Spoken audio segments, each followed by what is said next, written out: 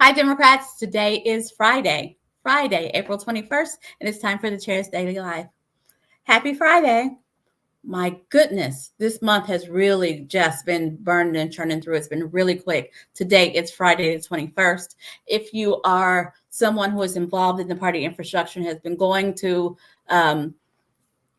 precinct elections and county conventions, you'll know that next weekend, Congressional District 4 is already having their district convention. And the week after that, I think the rest of the congressional districts will be having their congressional district meetings. So it's really churning along, which leads us to state convention, which is June 3rd and 4th in Tulsa, downtown Tulsa at the Tulsa Convention Center.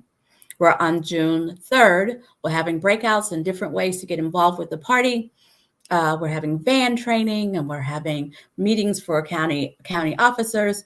And in the evening, we're having the Carl Albert Awards banquet, where we'll be acknowledging some accomplished Oklahomans, and former Congressman Beto O'Rourke will be our keynote speaker. You don't want to miss that one. It's going to be really good, really fun. And then on Sunday, the 4th, we'll be doing the business of updating our rules, electing leaders. It'll be fun. So mark your calendar.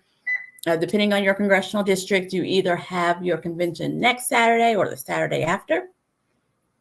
And then you'll be ready for state convention, which is June 3rd and 4th.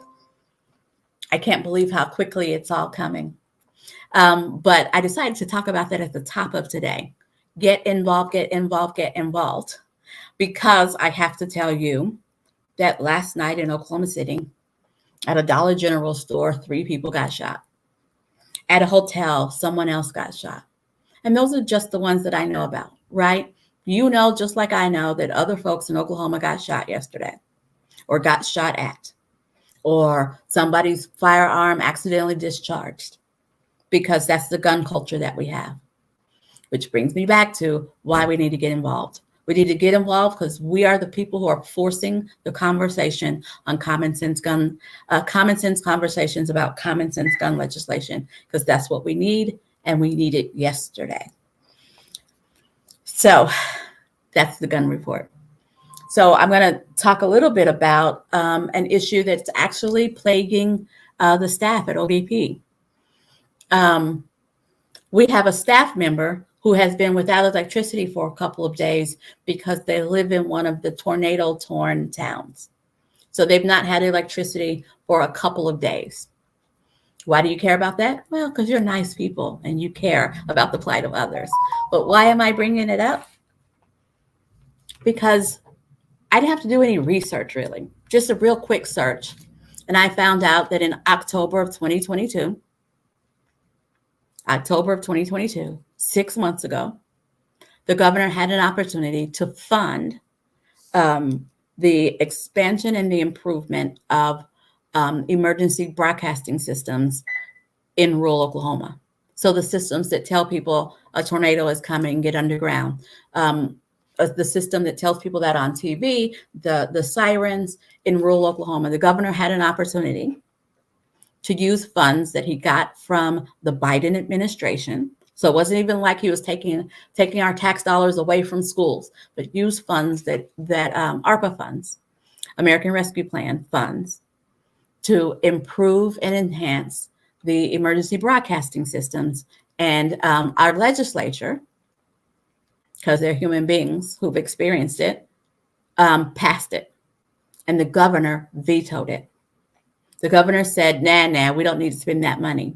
But trust and believe that he showed up in a tornado-torn town and got his photo op.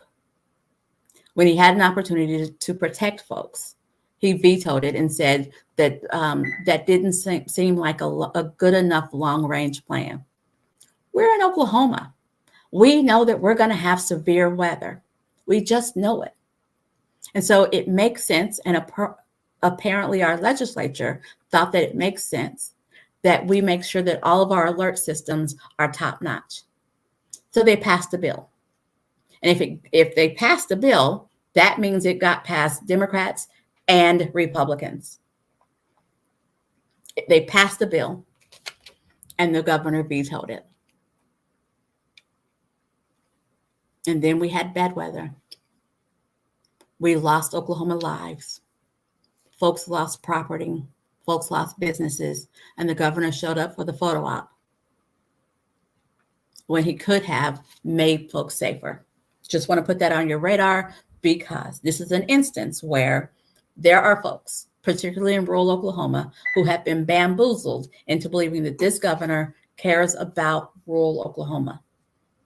You need to believe a man's actions over his words. The actions were to not protect, to not protect. His words are, we're going to protect rural Oklahoma.